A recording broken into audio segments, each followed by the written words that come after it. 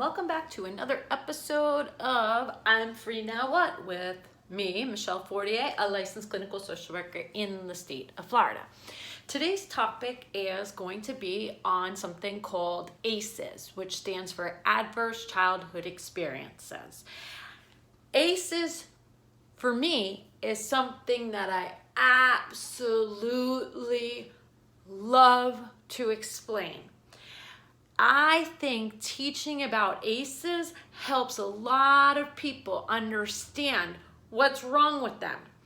People tend to blame themselves and to think that there is something inherently wrong with them in particular. When meanwhile, as we see when I go over ACEs, it's really their brain being all sorts of fucked up from their childhood experiences. Now, the way that ACEs came about, this is a big research thing that happened. I think it was back in the 90s. They took all these people and they gave them a little survey and they checked out what their adverse childhood experiences were. And then what they did is they followed up with them every so often, and they tracked how their health outcomes were, their social outcomes, and all this other stuff. And so what they found is people that had 4 or more ACEs had a whole shitload of adverse effects on their health. And these adverse effects were things like hepatitis C, teenage pregnancy, COPD, heart disease, all this other stuff. And so the researchers were like, what is going on? And so they started looking at how chronic stress influences the body. And so what they found is that when we are swimming in all these hormones from the chronic stress when we are children, what's occurring is that our brain, the structures in our brain, our neural pathways are all changing based on these chemicals that are just free floating around. And now I'm going to go over the little checklist with the ACEs. Now, these ACEs that I'm going to go over, they are not every single adverse childhood experience that people are capable of going through. These are just the most common ones. Now, the other childhood experiences that are not listed are things like racism, poverty, involvement in foster care, involvement in the juvenile justice system. So these are all things that we know also traumatize children. But they are not as common as these 10 that I'm going to go over. So hopefully in this little talk, you have managed to get a pen and paper so that way you can gather the information about how many ACEs that you have. So let me get started with this list. Now, prior to your 18th birthday, did a parent or other adult in the household often or very often swear at you, insult you, put you down, or humiliate you, or act in a way that made you afraid that you might be physically hurt? Write down a 1 if that happened to you. Did a parent or other adult in the household often or very often push, grab, slap, or throw something at you, or ever hit you so hard that you had marks or were injured? Put down a 1 if that's a yes. Number 3, did an adult or person at least 5 years older than you ever touch or fondle you or have you touch their body in a sexual way, or attempt or actually have oral, anal, or vaginal intercourse with you? If that is a yes, mark down a 1. Number 4, did you often or very often feel that no one in your family loved you or thought you were important or special, or your family didn't look out for each other, feel close to each other, or support each other? That's a yes. Put down a 1. Number 5, did you often or very often feel that you didn't have enough to eat, had to wear dirty clothes, and had no one to protect you, or your parents were too drunk or high to take care of you or take you to the doctor if you needed it? That's a yes. Put down a 1. Number 6, Were your parents ever separated or divorced? Yes, put down a 1. Was your mother or stepmother often or very often pushed, grabbed, slapped, or had something thrown at her? Or sometimes, often, or very often, kicked, bitten, hit with a fist, or hit with something hard? Or ever repeatedly hit over at least a few minutes or threatened with a gun or knife? If that is a yes, mark down 1. Did you live with anyone who was a problem drinker or alcoholic or who used street drugs? If that is a yes, mark down 1. Was a household member depressed or mentally ill, or did a household member attempt suicide? That's a yes, mark down 1. Did a household member ever go to prison? If that is a yes, mark down 1. Now go ahead and add up all those 1s, and that's going to be your ACE score. So ACEs are pretty common.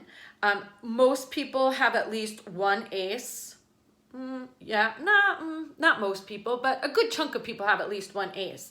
Now, people that have 4 or more are the ones that are really set up to have some big negative outcomes. For instance, people that have a 4 or more ACE score, more likely to be an alcoholic. They're more likely to have depression. They are more likely to need an antidepressant. They are more likely to perpetrate domestic violence, more likely to get liver disease, more likely to smoke, more likely to be raped. It's crazy. More likely to attempt suicide, more likely to engage in sexual behaviors as a teenager, more likely to have problems at work, more likely to have COPD. And why is this? Why do we have all these poor health outcomes when we have these ACEs? Like I said before, we have all these chemicals swimming in our body. We're often stuck in that fight, flight, freeze response. And so when we're stuck in that fight, flight, or freeze response, we're generally feeling really crappy. And so we do things to make us not feel so crappy. And so liver disease, COPD, hepatitis, those things are caused by substances, right?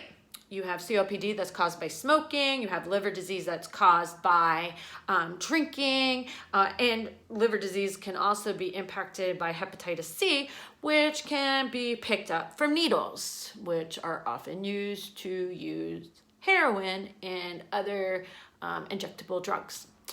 So the reason why people do these substances is because they feel like crap. And when we use substances, that allows us to release dopamine in our brain. There's also behavioral things that we do that release dopamine and help us feel better. Those are things like overeating. So becoming morbidly obese is more likely in people that have 4 or more ACEs. Now, we also talked about teenage sexual behavior being more prevalent in people that have 4 or more ACEs. Sex releases dopamine and oxytocin. So those are 2 feel-good hormones too. So if you're feeling pretty crappy and you want to feel better, you tend to do these things that are going to make you feel better. But they have all these negative outcomes. Now there's also, you know how I said that there's more likely an increase in rape? People that are doing these behaviors of using substances, of, going into more high-risk activities, they're around not always the most savory characters, and those not so savory characters generally also have a lot of stuff that's just not right.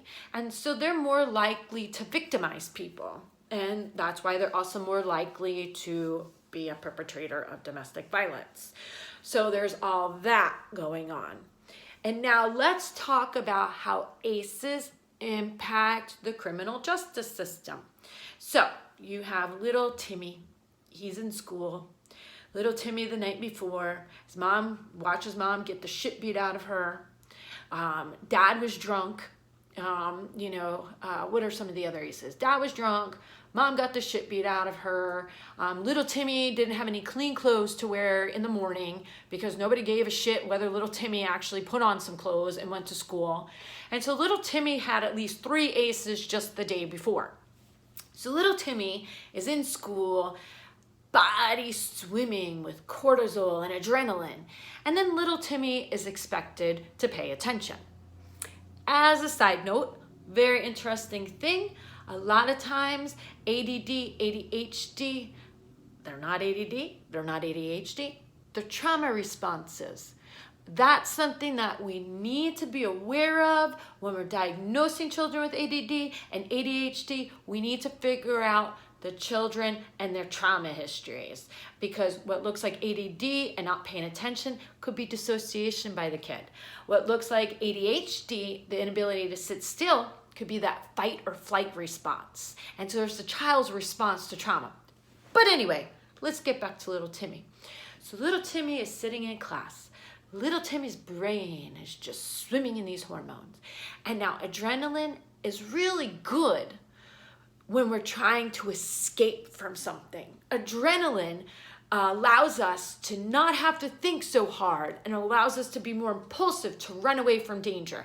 And it helped us survive when we were running from lions on the Serengeti. But little Timmy is not running from lions in the Serengeti. Little Timmy really needs his brain to function to be able to pay attention, but little Timmy, his brain's not functioning because it's just swimming in adrenaline. So little Timmy is not picking up anything from class. Little Timmy can't pay attention, and little Timmy doesn't stay in his seat. So now little Timmy is getting in trouble.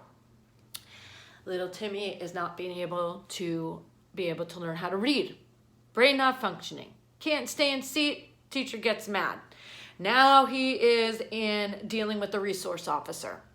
And that's never a good thing. I don't know when we decided that it's a good idea to put police in schools, but apparently that's what we did. And in fact, in Florida, there was just recently, he was either 6 or 8, I don't remember, but a little kid got arrested for hitting the teacher, and they actually put him in cuffs. It's insane. So anyway, so little Timmy is now not sitting still. Little Timmy is getting yelled at, which then re-traumatizes him and makes him not connect to the people in his life. And then little Timmy learns to not trust anybody, and little Timmy continues to act out. And then little Timmy is being sent to a special school. Those places, they call them like the behavioral schools, where all the bad kids go to.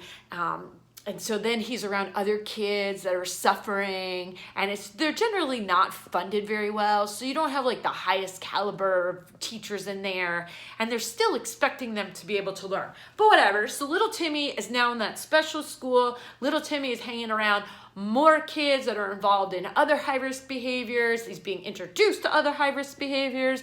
Little Timmy is now punching the teacher, throwing desks across the room, and now little Timmy is involved in DJJ.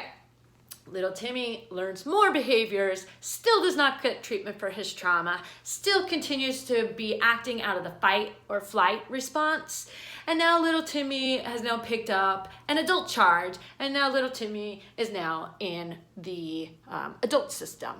And all we needed to do is figure out that little Timmy needed to get his trauma treated. How fucked up are we that we do these to these children? And I am truly, truly, truly heartbroken that many of the people that might be watching this video that have wound up in the prison system have gone through this system. We as a society are completely failing these children. And as adults that have gone through this stuff, you were completely failed. But there is hope. Even as an adult, we have something called neuroplasticity, which means that our brain can change based on new experiences. So we can actually learn how to deal with the ACEs that we've been through. And we can learn to have peace in our lives and not be stuck in this fight, flight, or freeze mode. And one of the big ways that we can do that is asking for help. Get help. There is so much help available. Find a good therapist. Find somebody that you connect with. Find somebody that you trust. Find somebody that you feel has your best interest at heart. Find somebody that is trauma trained, that understands ACEs, because you deserve to feel better. So, asking for help, number one. Number two is building trusting relationships. When you're going through these ACEs when you're a child, you learn not to trust anybody. Why would you trust anybody? People are beating the hell out of each other. This guy's passed out drunk on the front lawn. Mom's over there doing some pills, forgot to feed you. You go to school, teacher yells at you. Everybody is untrustworthy. They're all enemies. But you're not a child anymore. And you get to actually pick the people that you hang around. You're not stuck with them. When we're children, we're stuck with these really fucked up adults. But as an adult ourselves, we're not stuck anymore. Find people you can trust. So that's number two. Number three way to heal is, it sounds so stupid, but it works, because what it does is it helps lay down those new neural pathways. And that is to start developing a positive outlook in life. When you start doing those stupid affirmations that say, I'm a good person, the world is going to provide for me, blah, blah, blah, blah, blah, what you are doing is you're rewiring your brain. And when you rewire your brain, you can start feeling better. It's really cool. Now, the fourth thing that you can start doing, that you need to start doing to heal, is your feelings. Feel them. Feel your feelings. So, what happens a lot of times when we're children and all the adults in our life are just chaos, we are often told that our feelings are wrong or bad. And sometimes we're punished when we're children for our feelings.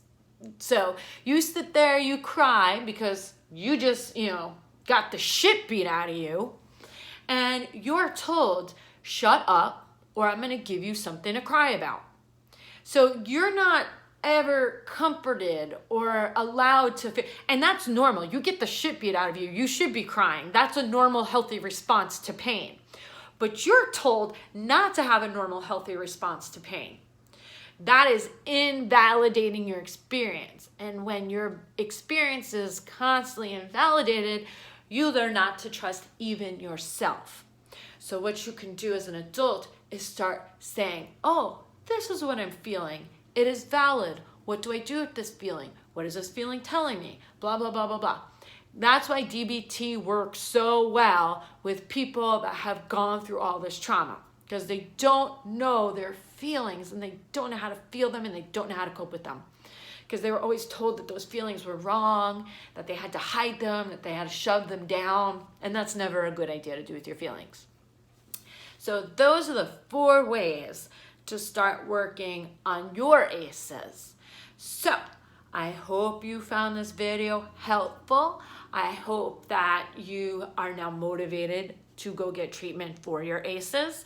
I hope that you now understand that the way that you are is because of a lot of different things that happened along the way. You are not inherently a bad person or a broken person, or something is wrong with just you. This is just because of the shit that happened to you and how it affected your brain. So, if you like this, please like, subscribe, and share. If you have any questions or concerns, you can either leave them in the comment section below, or you can always message me on Instagram, and I will be happy to answer any of the questions that I have answers to. If not, I can always point you probably in the right direction. The information that I talked about today is, a lot of it came from a really good website called ACEs Too High. It outlines everything really clearly, which makes it easy to digest and understand. And I'll put the link for that in the About section below. So I wish you continued freedom. I wish you peace, and I wish you good mental health. Take care.